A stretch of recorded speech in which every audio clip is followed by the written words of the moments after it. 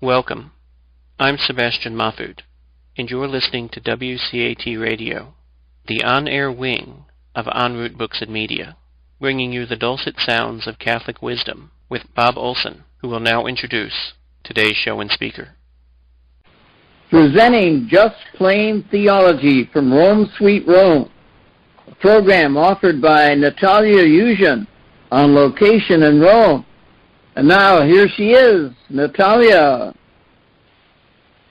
Good afternoon, Bob. How are you? Yeah, good. Well, I'm here with a very special guest. One of the blessings about being in Rome is I have access to all sorts of interesting people to be on the show, which is great. So I'm with Father Francesco Giordano today, who heads up the Human Life International office in Rome, and he teaches at Santa Croce. He also teaches at the Angelicum. Father, at Christendom. I'm sorry.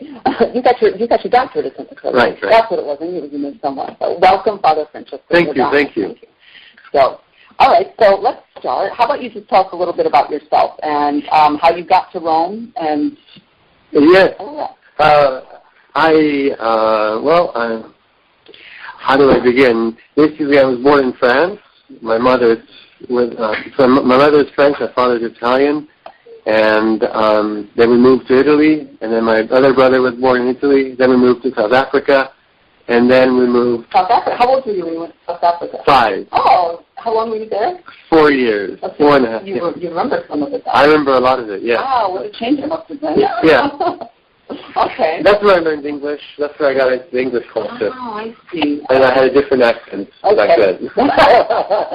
Okay, all right. And then you made a move? And then we moved to San Diego, which was Los Angeles. San Diego was my uncle was living there, and we had family in San Diego. And my parents were thinking about moving back to Europe, but then, I don't know, it was just circumstances like that. And my father's work took us around like that. So then basically I was raised in California. While in California, in San Diego, I went to a retreat one time when I was about 16 years old. We were doing confirmations really late at night, so I was going to church, and I hadn't been confirmed yet. But it was right after this retreat, St. Maximilian Kolbe retreat with the Norbertine Fathers in Orange County that I started thinking about my vocation more seriously. But then, the initial enthusiasm about religious vocation kind of wears away if you're in high school, and then then I went to college. I went to Vanderbilt, then moved into the South and Nashville, a very different culture. You've been in all sorts of different cultures. Yeah. Wow, really? I mean, you're going from Europe to South Africa to the U.S., but then California to South Africa. There's a big difference. Oh, yeah. The first year was kind of hard, actually. So. Yeah, imagine. Oh, okay. Yeah. But then I got used to it, and actually I ended up liking it a lot. I liked Nashville a lot. And I got involved with the church there. And I remember the first, there was a time in freshman year when I was, not really happy about things, and so I sometimes I missed Mass on Sundays, but then it was strange because I got into conversations with friends in college, and they were thinking that I was called to be a priest. And that was kind of strange. And then I went to the... what did they see that I'm not really seeing? And it kind of brought back all these thoughts about what I thought about before, And then something hit me on the feast, on Holy Week that year. And I went to all the functions. And it really hit me. And I never really let go since then. And, And then we moved to Italy for a year, my family. I remember that was the 5th of May, 1996. And we moved for a year in Padua. And so I went to visit St. Anthony's tomb. And there I kept thinking about my vocation. And there it really came strong. And I started visiting with the Franciscans. And then I went to go visit my great uncle, who was the Archbishop Emeritus at the time. in Siena. And he was a Dominican, so then I started thinking about the Dominicans as well. And then when I went back to the States, I finished my degree, but while I was finishing my degree, my family moved with us in Nashville, and when we finished the degree, I was also visiting different religious communities. In the end, I ended up joining the Norbertines, but that didn't last. I basically stayed, I would say, not even the complete apostasy. Yeah. What didn't? It was too. For me, it was too monastic. It was a formation was very. But I was also too young, I think, and I couldn't handle it.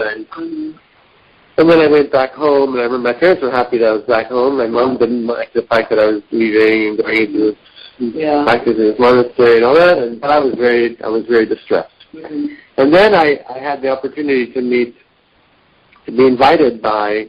I remember this very clearly because I wrote a letter to my great uncle telling him I had left the monastery basically, the canons, the Norbertine, and he replied to me the same day. I got a letter of invitation from Archbishop Regali in St. Louis, who then went to Philadelphia, as Cardinal Regali now, and he's in actually retirement in Knoxville of all places, not too far from Nashville.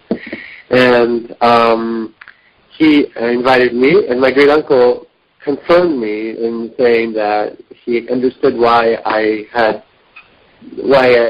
didn't have a monastic, that I would have had more of a teaching vocation. And that became then the issue with Cardinal Regali, was, well, how am I going to be teaching if I'm going to be diocesan priest? But he really encouraged me, actually, the Archbishop, the now Cardinal Regali. He was actually quite instrumental, he and my great uncle, but I don't know how much he knows how instrumental he was, because I went through that. It was quite a bit of discernment, but he helped me a lot. And I ended up, instead of entering the seminary right away, like he would have wanted me to, I entered the University of Chicago because I remember I had this tension about getting a full scholarship to the University of Chicago or entering the seminary. And I thought, well, after I really kind of done that with the Norbertines, I'm not going to jump into something else again right now. So why not go to the graduate program? And there was a Jesuit priest at Vanderbilt who was also pushing for that. And so what I did, went to Chicago, got the master's degree, and then went into the seminary after that. And then my parents moved out of the United States, moved back to Europe, definitely. And that kind of put a little damper on things. They told me that was going to happen, and I was like, I didn't feel like staying in America and in the Archdiocese of St. Louis, where I didn't really have my roots or anything. So I went back to Chicago and worked on the doctorate and did all the coursework for the doctorate at the University of Chicago. In the meantime, I met the bishop here in Italy, who was friends with my great uncle, and he wanted me in the diocese. Well, by this point, I was more prepared to say yes, okay. And but he then said, "You're not going to stay in the diocese for your studies. You're going to go to Rome directly."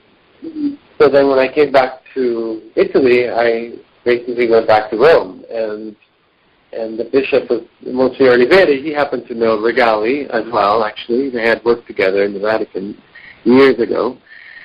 And so it's all strange, all these connections in the church that you don't realize, and how God works through that. And my Jesuit friend in Vanderbilt, he would say, Protestants recognize each other with ideas, Catholics recognize each other by the people they know. It's true, there is some of that. There are ideas, certainly, and there are different groupings in the church, but the church, being the one holy Catholic and Apostolic Church, the unity of the church requires, yes, that there be unity in truth and ideas.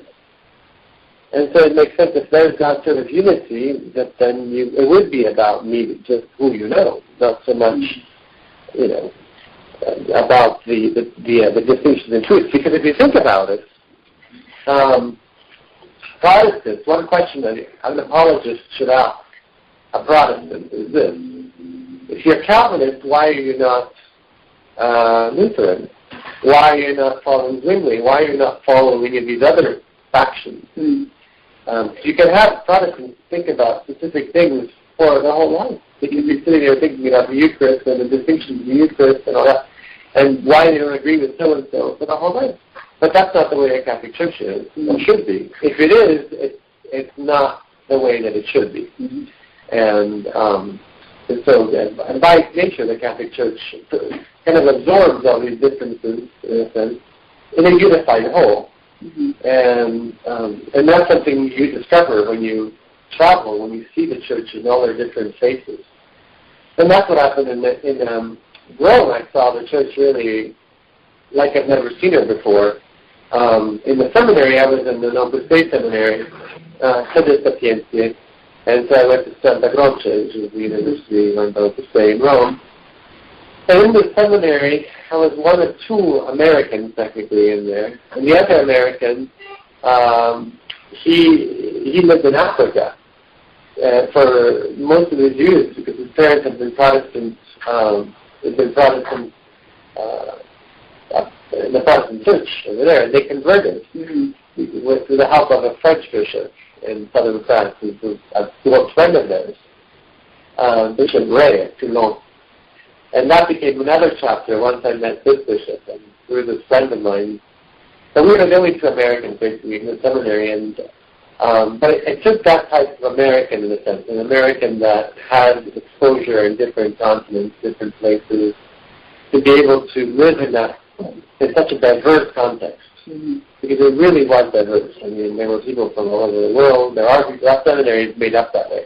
Mm-hmm. And we had to share rooms and from 3 to 5. You know. It was not easy, and it was very strict, too. Not extremely strict, but I mean, it was seminary information. Let's just put it that way. And that was 3 years. 3 years of that, and then my bishop ordained me to the diaconate and asked me to go on for further study, and so I went on to the Angelicum. And there I worked 2 years on the license, and with now Bishop Morero, who was my advisor. And then, in the meantime, I had been ordained to the priesthood 6 months after the diaconate. So I went through the formation process very quickly, I think. I mean, 3 years, first with a year of pre-theology basically in America, and then 3 years here. It was very quick. But then let's say that the other years, the first years as a priest were formative, because I ended up living with an Aubergine the first year, and then I went to the Immaculate with them, and I worked with them, and I worked in their parish here in Rome, and then in Tivoli, and I had lots of pastoral experience, while I was also working on my doctorate. By this point, I had started my doctorate at Santa Croce. I went back to Santa Croce and worked with a very good professor on a theme that my bishop had assigned me, which was on the salvation of non-Christians. Oh, the course that you taught, which is how I met you. Which is how we met. Which is how we met, even though we didn't realize we had a mutual friend until later. But yes, that class, yeah, okay. So that's what you did your doctorate on. Huh? Yeah. Okay, got it. Yeah, so, because when you start teaching at the Angelicum, they put you in a seminar setting, teaching what you already... Yeah. What you should know pretty well, but basically it's a way to see if you know how to teach. Because someone can know how to write a research paper, but one might not know how to teach. So I think it's a good process. In the meantime, I was also working here at HLI, and I just began. It was all very providential because I got the offer at HLI I started working actually before really. I taught a class of the legionaries. And that was an interesting experience. It helped me as well. And in pathology was something that's not really my field, but I made it into. I did what I could. I did it historically. I did it historically because I had the history background from Vanderbilt and the literary background from Chicago, so I could develop something, And I did, and it was fine. But then it was better for me to go into dogma, like I had at Angelicum. Now at Angelicum, I've been there. 2 years, and they have now asked me to go on to teach a class on gender and another class in apologetics. In the meantime, I started teaching classes for Christendom College in Rome, and a moral theology course, in which I also ended up touching upon some of these gender bioethics issues, which are the same issues I deal with at HLI. Yeah. So everything works it's very interesting how everything just comes together. Not only the people come together, but the ideas, everything, and God works everything out. And that helps you also to be abandoned to providence. You have to work hard, yes, but there's a rhyme and reason to everything. And just when things don't seem to be rhyming and reasoning, that's when you need to turn to God and say, well, there is a rhyme. Yeah, and once you make those. So when did you start at Human Life International here? You haven't been involved prior, right? No. In 2015, I started because Monsignor Ignacio Barrero had to leave the office, and he hadn't been here for about a year. And he had been a good friend of mine. I say had because he passed away this year, unfortunately. Oh. Yeah, he passed away on Holy Thursday. Yeah, Feast of the Priest, and he was also anointed on the 25th of March, Feast of the Annunciation, by Cardinal Burke, who happened to be in the area at the time in Connecticut. And then he died 13th of April, which is a month prior to Fatima. So I saw that as the first apparition, the 100th anniversary of the first apparition of Fatima. So I find it very providential also. And I think it's ars vivendi bene is also the ars moriendi bene. So the art of living well is the art of dying well, and he died well. And then this last weekend, Pentecost, I woke up Pentecost Sunday to find out that a good friend of mine in Nashville passed away, Bishop Chobi. Yeah, but he died on Pentecost as well, in a sense, and that's also, he also was an ars vivendi bene, ars moriendi bene, because he's a very good bishop, very good pastor, and a good friend of mine also. I knew him for over 20 years. So it's all these interesting things. When you kind of see what life is about, and if you don't take it with philosophy, if you don't take it thinking about it from a large picture, then you don't understand it. You don't make sense of it, and you can kind of get depressed about it. But I'm reading a good book right now. That's Priest. Oh yeah. 3 Philosophies of Life. Oh. And I highly recommend this book. I've read a number of these books. This is the one. Is this one failing you, or is this? No, that's in 89. 89. One I haven't gotten to. I'll have to get. You need to read it. I will. It's a spiritual reading. Yeah. What do you like about it? Tell me what you like. Well, he divides. First of all, I find it helpful personally. I find it intellectually stimulating and helpful personally. And it was recommended to me one of my students at Christendom, actually, at the end of the apologetics class. And so he divides life into 3 different philosophies: Ecclesiastes, Job, and the Song of Songs. Ecclesiastes, life is vanity; Job, life is suffering; Song of Songs, life is love. And so what I like about it is that what captures me, and there's lots of things about it. I got through the first part already. Life is vanity. If you understand life in terms of the sun, S-U-N, the natural order only, you won't get things. But if you start thinking about it in terms of the sun, and the sun, S-O-N, rising from the Orient, in other words, Christ, then you'll start having meaning. And you'll have meaning that will make life less vain. And this makes me think of Viktor Frankl's logotherapy, the logos that gives you the therapy itself, because if you live a life without meaning, if you live a life in a relativistic sort of way, and you live in nothing, and that's the big problem today. This is the big problem. Peter Crick says this is the big problem of modern philosophy, the modern epoch, and today, because God is not in the picture. And the book of Ecclesiastes is just about that. It is Solomon saying that God's not in the picture, and when God's not in the picture, everything is vain. Yeah. Job, on the other hand, is life of suffering, because God is at the beginning and at the end of the book. And they're all books of wisdom, these books of sacred scripture. And you see, if God is at the beginning and the end, and that suffering has meaning. But so often today, people don't know how to suffer. They suffer, but they don't know how to suffer. And when you turn to Job, who is a figure of Christ, especially Christ, then you learn from the school of suffering what it is. And in learning this, you can, your life really gets you really understand the meaning of things. You really go into it. When you say that people don't know how to suffer, what would you tell somebody about how to do it properly? How to suffer properly. Properly, that might not be the best word, but in a way so that it could be fruitful. Yeah. Well, first of all, to give it meaning, first answer the why. Why am I suffering? What is this? Why am I going through this?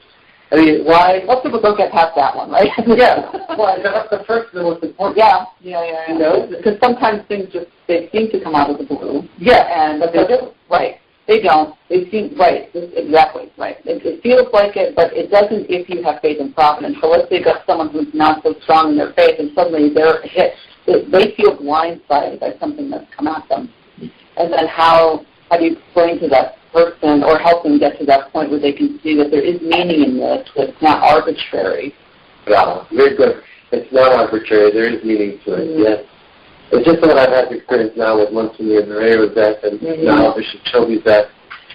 What is the meaning? Well, there is meaning to all of this. There is, and even just seeing the dates that they die already is the beginning of some meaning to me. Yeah, I see that my faith really helps me with. Meaning also that, you know, the meaning that your life has, what you've done is worth something. What Bishop Choby did in his diocese was worth a lot. I mean, that diocese when he came in didn't have as many vocations as it does now. It started flourishing with vocations. That's a good sign. Lots of things happened, and lots of good things happened, you know. Bishop Monsignor Barrero, he built this library, and lots of people are now garnering fruits from this. There's meaning to people's lives, and that's the first step. You know, I mean, when someone realizes that he or she is here for a reason, and you understand what that reason is, as little as it can be, well, that already changes everything. And I think if we stop thinking about having expectations that are way above us, and we start, you know, thinking about things in terms of what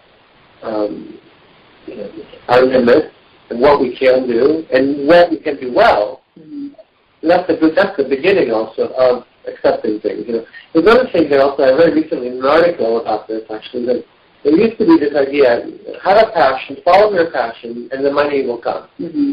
Well, this article was saying no, not necessarily. It's not enough just to follow your passion and then the money will come and your job will come and everything will be fine. No, do well what you do and then the passion will come. And a lot of what we do today, I think, a lot of it is tied to sentiment, the passion. When if you tie things, if you bind things too much to what is sentimental, too much to what is passion, too much to what is fleeting, well, then don't be surprised if you find yourself a nothing. If you bind yourself with something that has meaning, that's perennial, then you'll be happy. You know, deep down, that's what we're all seeking. You know, we're all seeking what is true. We're all seeking what lasts. We're not made. We're not made for what is fleeting. And on this, I remember there was a question one of my students asked, and I ended up learning a lot from the questions that students ask, and the comment, things they write too. He was asking about how if you are in heaven, how can you be happy when those who are in hell, those you love are now in hell? Well, that's a good question.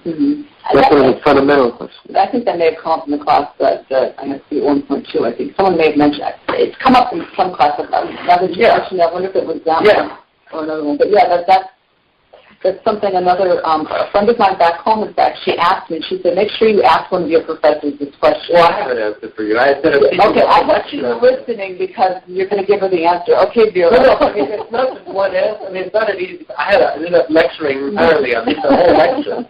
Well, the first thing I ended up doing is thinking about the two different schools of thought that happen in the history of philosophy. You have Heraclitus and Parmenides, 100 years prior to Plato.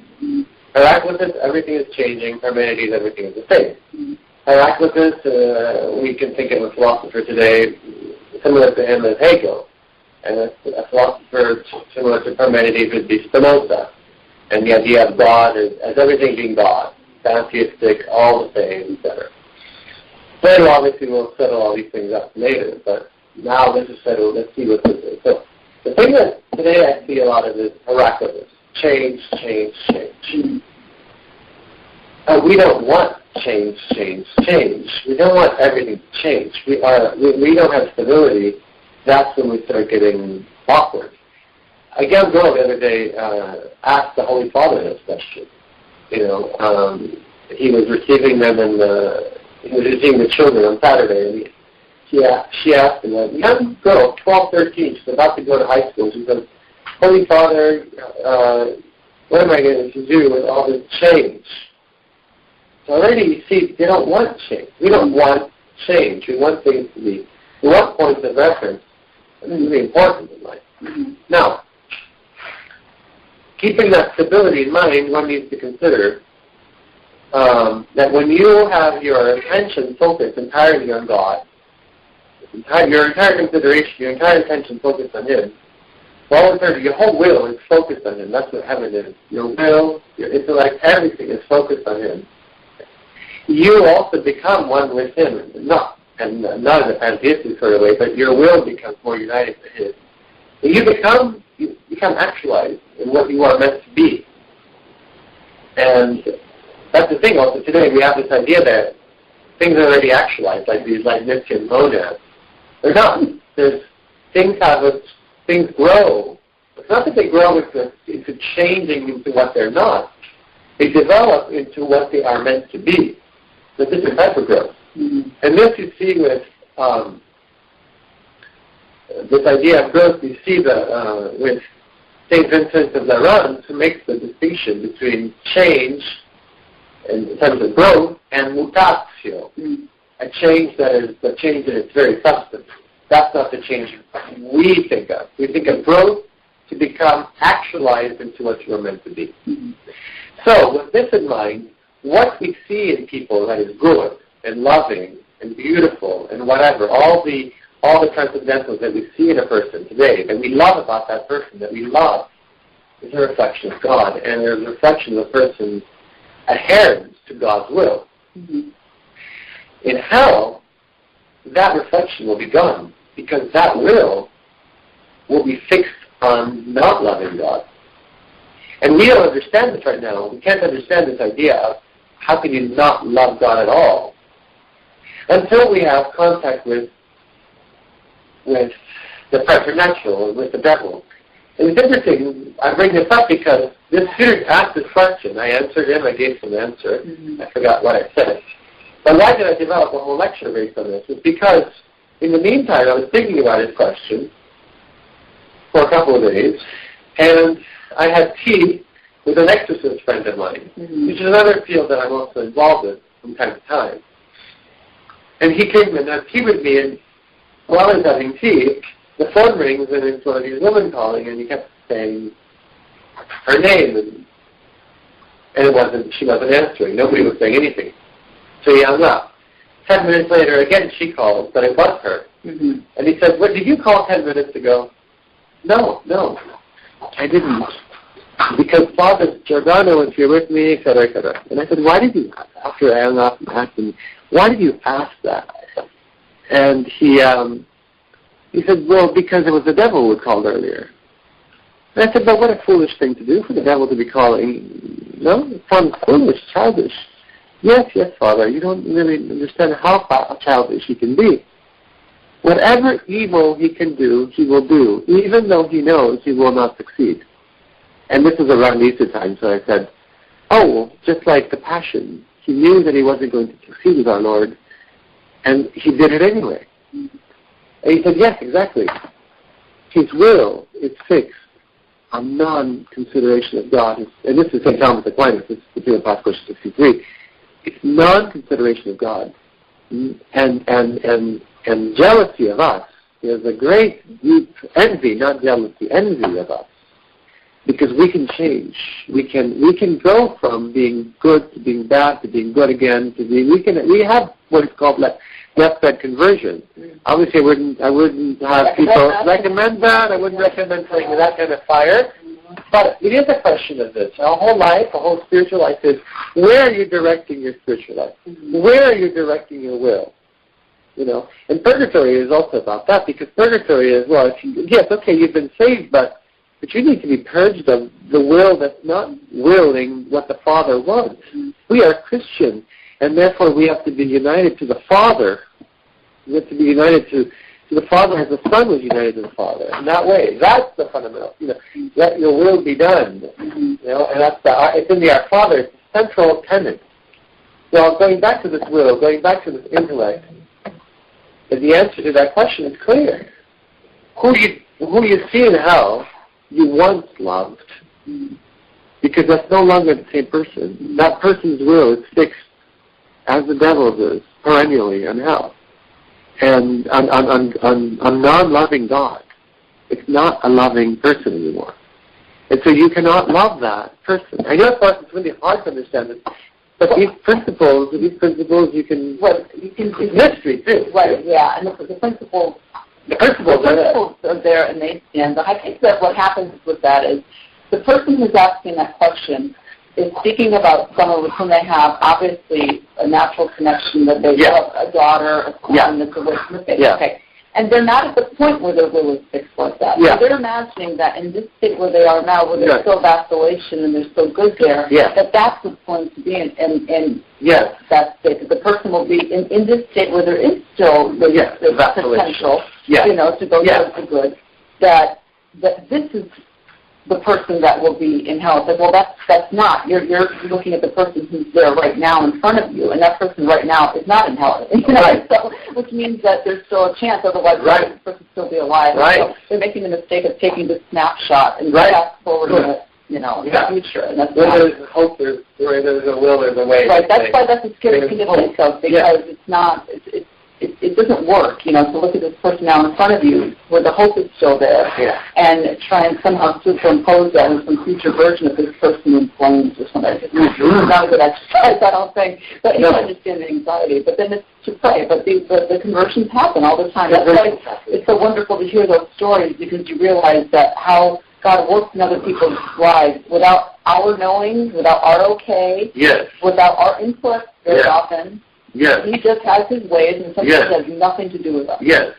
But I think the thing that makes me most hopeful is the fact that there is this metaphysical distinction between potential and actual. Yeah. Between what is potential, moving from what is potential to what is actual. There's hope for people to become more beautiful, and we've all had experiences, isn't it? Of conversion, people in their life to convert, and they change radically. Very, very differently.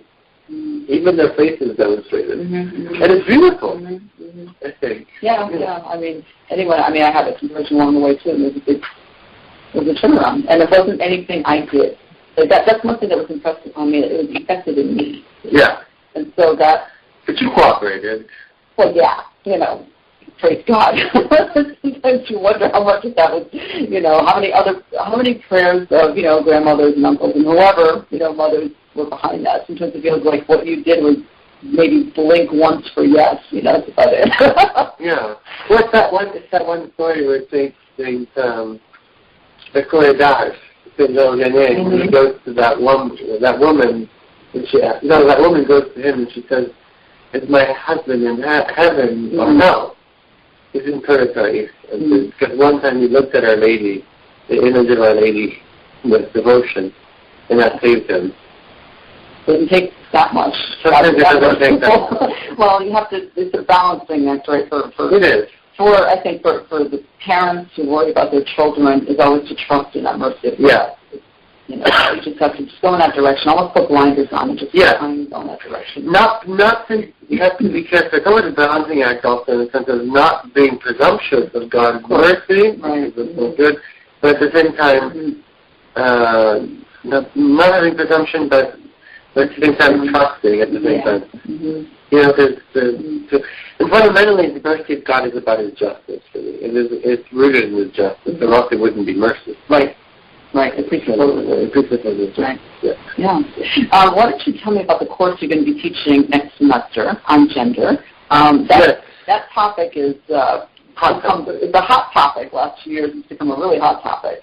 That's probably going to be a great. It's a seminar, or is it? No, it's a course. It's a course at the License Level. It's a course at the License Level, I think. Yeah, I heard there's like 70 students or something. Really? Oh, that's going to be big. Because that kind of a topic is great for seminar, but that's okay. Fine, good anyway. Yeah. Well, I hope I can handle it.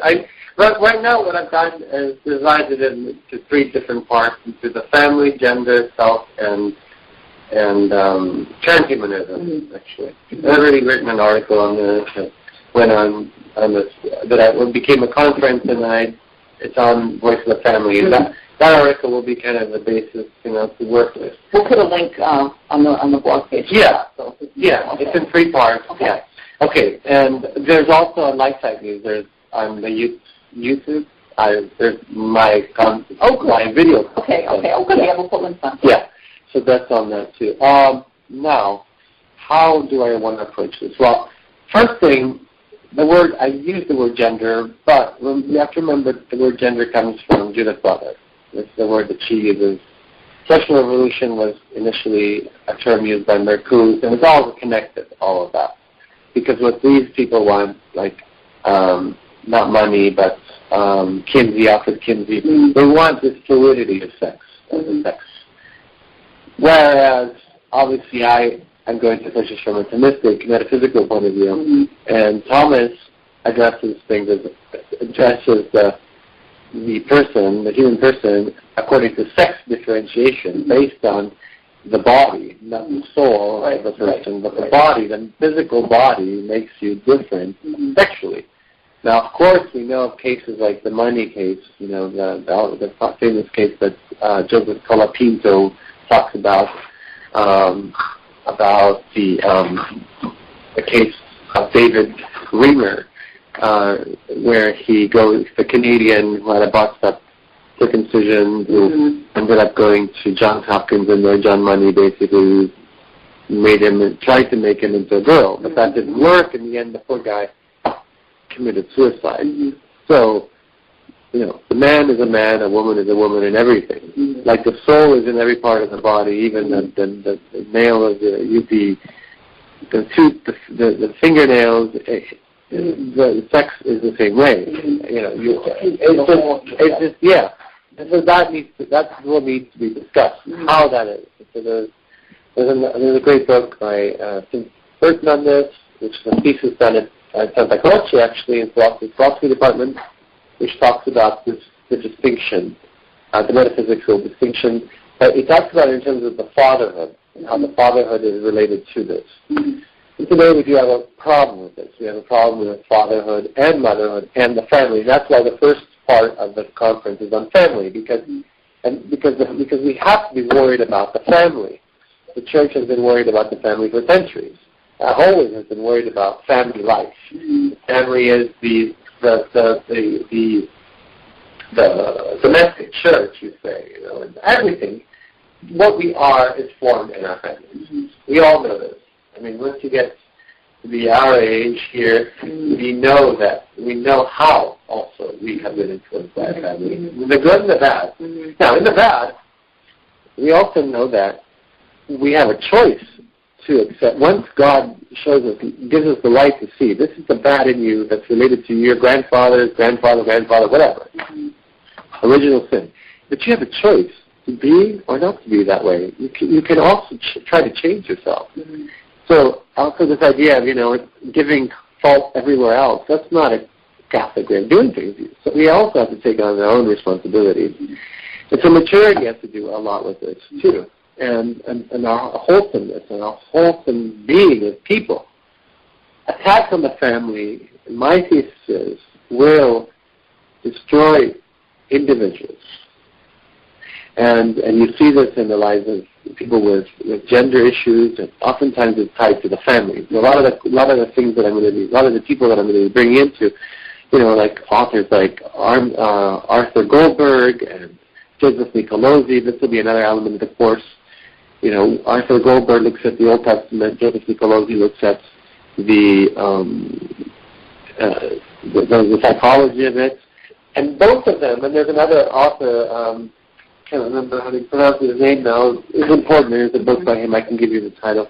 And he stresses the same thing, that a lot of these, this is more behavioral than it is, it's more nurture than it is nature. There's this big distinction between nature and nurture. There also have elements, I believe, that are natural, that have to do with nature. I mean, there have to be some of these elements, sensitivities, etc. But a lot has to do with nurture and the relationships that people have with their father, with their mother, all that, in the family. So the church, I talked about this in the conference, the church, worried about the family when it began to be very much under attack from the 18th century onwards, prior to the French Revolution. And so we read documents by Benedict XIV, Benedict XIV, in the 1740s, against the interference of the state in terms of divorce, in terms of even mixing different religious marriages, the complications that arise from that. So there's always vigilance about all these things, because in her wisdom she knew that these would be a problem. And this comes to its fore with Leo XIII in Canon Divinae Sapientiae in 1880, where he synthesizes all of this teaching, basically. And then the church then needs to confront the issue of contraception. And contraception, that emerges in the Lambeth Conference in the Anglican Church. And Pius XI takes a very strong position with Catholic and will be against it. It gets reiterated and repeated with Paul VI in 1968 with Humanae Vitae, after 3 years after Gaudium et Spes was written in 1965. Why? Because the pill had come into the market in 1950, so even the Catholics were having issues with all of this. More recently, we've had an issue with this girl, I forgot her name right now, in America, that was in this evangelical school, and she got pregnant, and the school did not let her... Oh, that's a very recent story, yes. Yeah, very recent story. Has brought this to the fore again, really, in a very explicit way. But this story is awkward because you've got some pro-lifers and pro-choice, so-called pro-choicers, agreeing that the school is bad. Well, I side with the school because the principal in that school, well, they have rules that you shouldn't be having sex outside of marriage. Okay.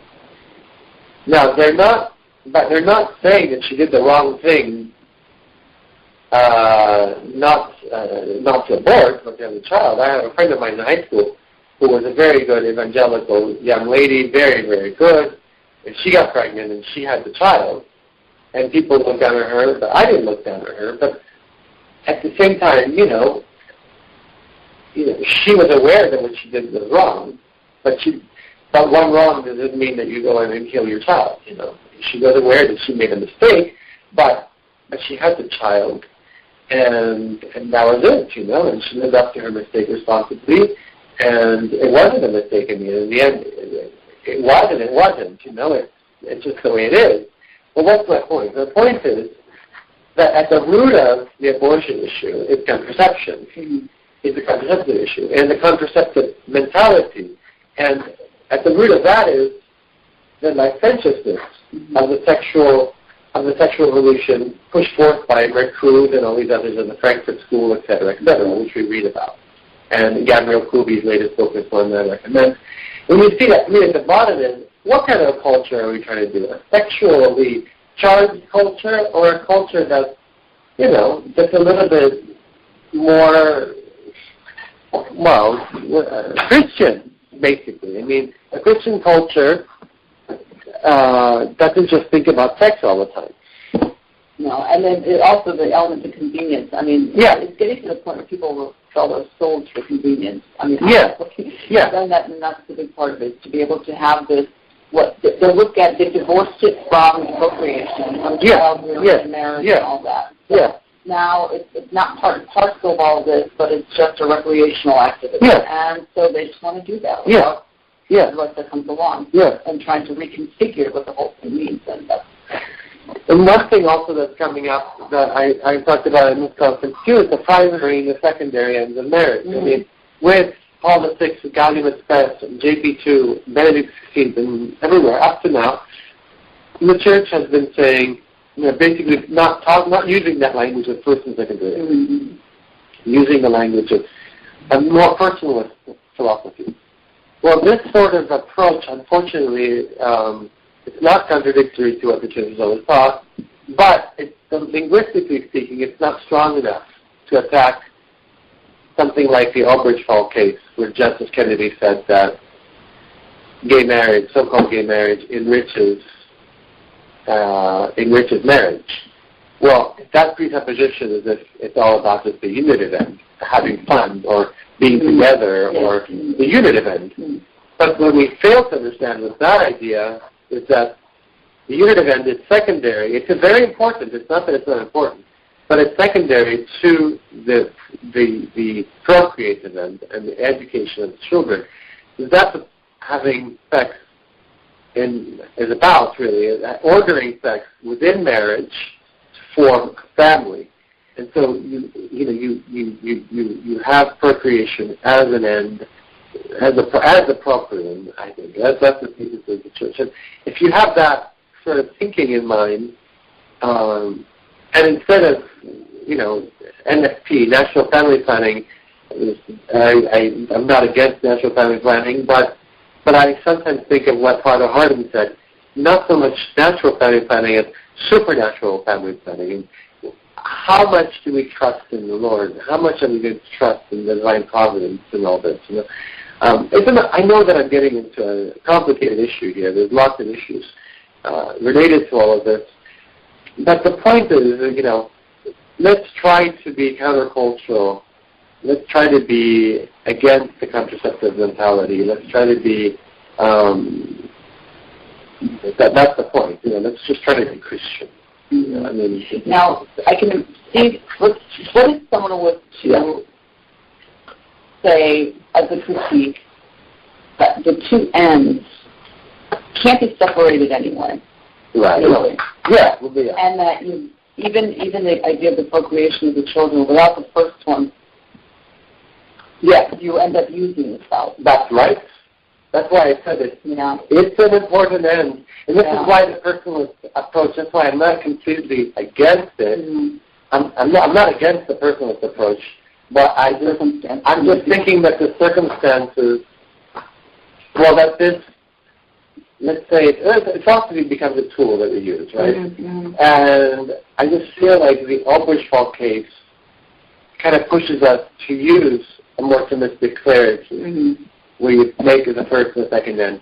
But you have to clarify how the second end is not like a long lost second end, but a very intimately close, very intimate end. Yeah, because you're right. The risk is that we use it's about having children and the woman becoming a slave. If you have one of the girl, There's also today the great problem with infertility. There's a lot of problems with this today. Environmentally caused infertility, or infertility caused especially by the contraceptive pill. I mean, basically, the teaching of the Church is, and it always continues to be, it always will be, that we have to look to be chaste, whether married or celibate. Chastity is very important, because more fundamentally, I think the chastity and allows for purity. This is what the Beatitudes say. This is the strength. This is the focus of Catholic moral theology, according to several thinkers and others. Is not so much the commandments, nor even only the Sermon on the Mount, but the Beatitudes within the Sermon on the Mount. The Beatitudes. That's the aim. And in the Beatitudes, we know that that the pure shall see God. The pure shall see God. So what is the purity of mind? Well, purity is purity in intention, purity in focusing your attention and wanting to consider God, and making the society turn around God and not us around God. And today there's this anthropocentrism that's unbelievable. But the problem with the anthropocentrism that we face today is that this anthropocentrism is actually killing man in the long run. And that's the third part of my paper on transhumanism. Because in the end, we're going beyond man. Man is no longer fulfilling what he's supposed to be, and it's like a product we don't want. It's not enough. It's not enough, right? Well, this semester we had a wonderful seminar on man's imago Dei. A lot of the presentations was on transhumanism. And some people would say, well, if you would have LASIK surgery or something else to help you physically in some way, how is that different from some of the things they're talking about with transhumanism in terms of putting a chip, it's going to work, but even, let's say, uploading things into your mind that you don't have to learn. And, then there's the question of, well, what is it you're meant for? At what point are you mutilating yourself? Right. And like that. So how would you approach that? Right. What you're talking about is that the version 2.0 of man, and this is literally happening. It is happening. I mean, there are companies now, they put chips in, so instead of having a card to swipe to get into a building, it's in you. And you just do this. And not even realizing how much of yourself you're letting someone access in a way. I mean, at some point, what can that do to you as opposed to you doing something to a door for it to open? Yeah. Well, first of all, behind all of this is this reification of man. Man is a thing, as an object. And that's behind all this, and this impure way of looking at man, this impure way of looking at God's creation, this impure way of looking at God, is not looking at God and His creation, the imago Dei, or even the vestigia Dei. That's the clear distinction made in the Middle Ages, the vestigia Dei, the vestiges of God and the creation around it, and then the image of God in man and the angels. It all points towards God, and if once that's out, then all of these things can happen. And you see this also with this metaphysics that stems from Occam's critique of Scotus, where the substantial parts are essentially what Leibniz will call these actualized monads, these parts that you can put on. And this will bring about what you see with Descartes, with the res extensa and the res cogitans, making the man just, a being, a res, a thing that is thinking, and a thing that is extended, the body. And so do what you want with it. Well, that's tied to gender, what we're seeing with gender, but it's especially tied to transhumanism. And it's objectifying man completely. And it's materialism, and it's immanentism. So, what we're seeing right now, this is a paradox, apologetically speaking, actually. The paradox of our time is that in the 19th century, while the church was defending the supernatural against naturalism, that you see in Darwin, evolutionism, etc., now the church has to find herself defending and promoting natural law against what is against the nature. Yes. Because we want to go above nature. We want to go because we want to go above God. So the farther you move away from God, the more you become not only an animal, worse than an animal. Because when man is behaving like an animal, he's behaving against his nature, and he's working against himself. When people say, "Oh, animals are nicer and kinder than man," no, it's not. I don't like it when people say that. That animals by their nature are what they are. There's no charity in animals. I mean, it's not like they have the virtue of charity. it's that man that people are thinking about is the man that's worse than an animal, actually. That's what they're thinking about when they're saying that. And that's what we're seeing around ourselves. We're seeing a barbaric society. I was just thinking about this morning. I was looking at some of the articles and comments on the latest slaughtering in London. Yeah. I mean, let us not be marveled by this. This will continue to happen, and before you know it, we'll have martial law. And you'll have martial law because you cannot, I've always said this from when I was young, when I was in high school and I was reading books like Brave New World in 1984, I was always thinking to myself, the more you move away from God, the more you will need a police state. Well, that's what's happening. You move away from a well-formed conscience, formed not by the law that is external to men, but by the law, Christian law, which is an interior law, which is transformative. The Thomistic understanding of this is not the way like Bernard Herring would have it, but the Thomistic idea is that the interior law is the law that transforms the conscience, the virtues, the passions, that puts order in all of that. St. Thomas is very clear in all of this. And this is what allows for grace to work too. Because grace touches. Now that we just celebrated Pentecost, we're reminded the Holy Spirit is not seen, is not visible, but He's holy. He's not only not visible, but He's also holy, and everything He touches becomes like Him. The statement is the holiness of it. But that needs to be able to happen, And so grace works like an accident, in the sense that St. Thomas says in the question 110. It's an accident, that penetrates the essence of the soul. St. Thomas explains very clearly in Article 4 of that question, the essence of the soul. And the early questions in the Vivapas, Thomas talks about how this happens, how this sort of contact with God, with His simplicity, all happens. And it gets a little complicated to explain, but essentially that's what it's all about. The farther we are from that contact with God, the more we are going to be inhumane, and we cannot marvel at this.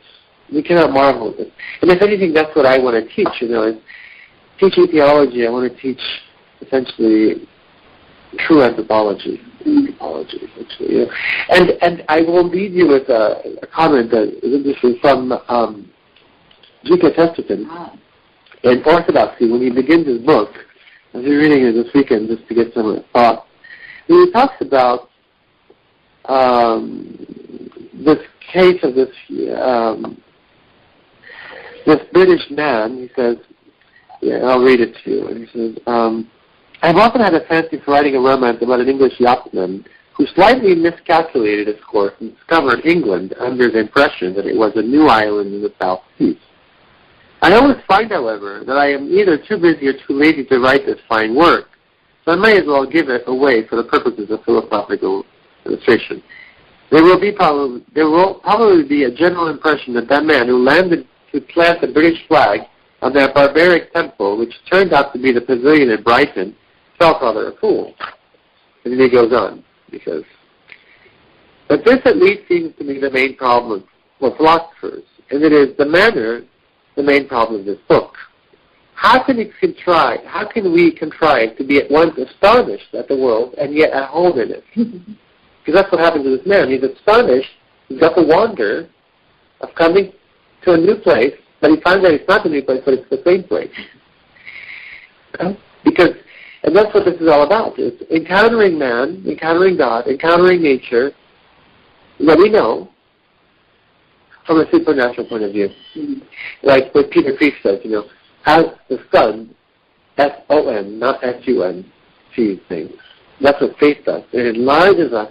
That's what philosophy does, but faith even more so. Because I think he's a philosopher is more than a philosopher, obviously. He is the light by which we see light. As the Psalm 35 says, He is the light. In your light we shall see light.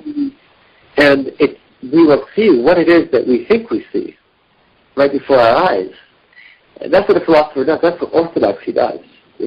How can this, he continues, G.K. Chesterton, how can this queer cosmic town with many-legged citizens, with its monsters and ancient labs, how can this world give us at once the fascination of a strange town and the comfort and honor of being our own town? A very English way of doing it, much like Tolkien's The Hobbit, comfortably in one's little hobbit den, house, and at the same time discovering all the wonders of the world. That is the scope and beauty of philosophy and theology, especially Christian philosophy. Bertrand Russell was criticized St. Thomas for being a Christian philosopher. But that's what made him the great philosopher that he was, is precisely the fact that he was Christian. Yes, it gave them a sort of conditioning. Yeah. To become the handmaid of theology. Yes. Yeah. Mm-hmm. Very good.